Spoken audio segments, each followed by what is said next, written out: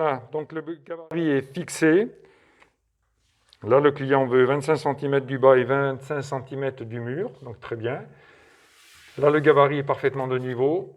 Et je peux tracer les 4 trous du haut et le trou du bas. Percement de la première cloison, vide, et on attaque le mur mètre là. On fait les 4 trous exactement pareil, où on va chercher le mur mètre derrière. Voilà. Alors, une cheville de 200 parce que c'est du béton plein. 2 chevilles différentes parce que celui-ci, je suis dans du béton plein. Donc, la grande ne rentrera pas à fond. Et là, je suis dans du moellon derrière, donc cloison creuse. Et là, jusqu'au fond. Un peu de graisse dans le trou pour que la tige rentre parfaitement, parce qu'elle est très longue. Un double écrou pour pouvoir visser correctement la tige filetée. Un peu de graisse pour que ça ne force pas. C'est des chevilles de 28 cm. Et on va visser pratiquement en laissant 1 cm.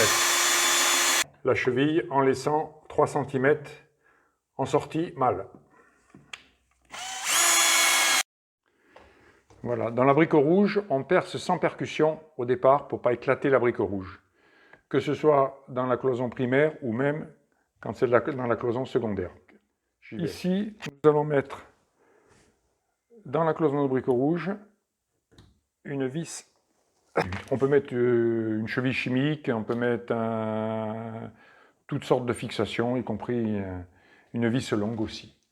Là, on est situé avec des chevilles de 30 cm de long, donc on est d'une sécurité totale. On pose 2 chevilles, sinon 4 chevilles impératives. Voilà, il faut enlever les filtres parce qu'ils risquent de tomber.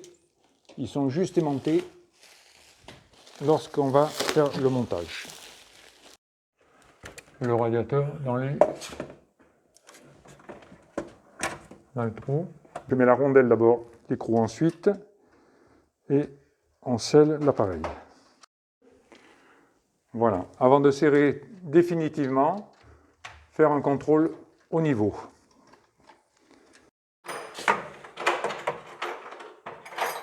Parfait.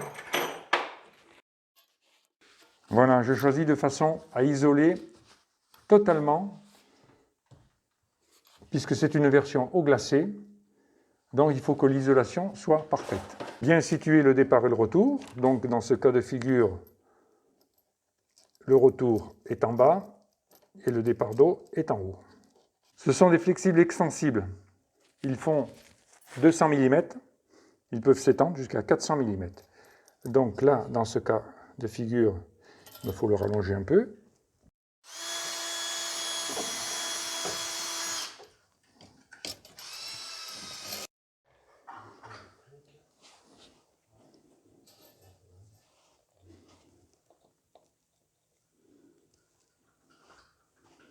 Voilà, donc isoler parfaitement les canalisations de façon que c'est de l'eau glacée.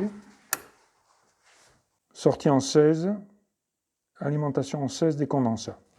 Et essai des condensats à la bouteille d'eau. Pour être sûr que ce soit bien étanche. C'est parfaitement étanche. Oui. Il y a un aimant, il faut savoir qu'il y a un aimant très fort qui colle le filtre pour le nettoyer.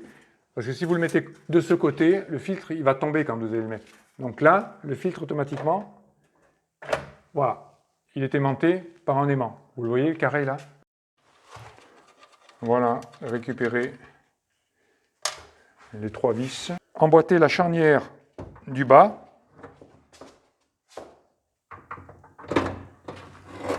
Voilà, puis visser la patère avec la charnière du haut. Voilà, il faut régler la porte. Alors la porte, je vais la régler en desserrant là. On va purger le corps de chauffe. Voilà. Avant de purger, on contrôle les fuites. Tu vas contrôler au doigt s'il n'y a pas une fuite d'eau. Dessous, sur les quatre... surtout derrière, là-bas. Les raccords de derrière, si tu peux les contrôler. À la sortie du mur. Voilà. Là où j'ai...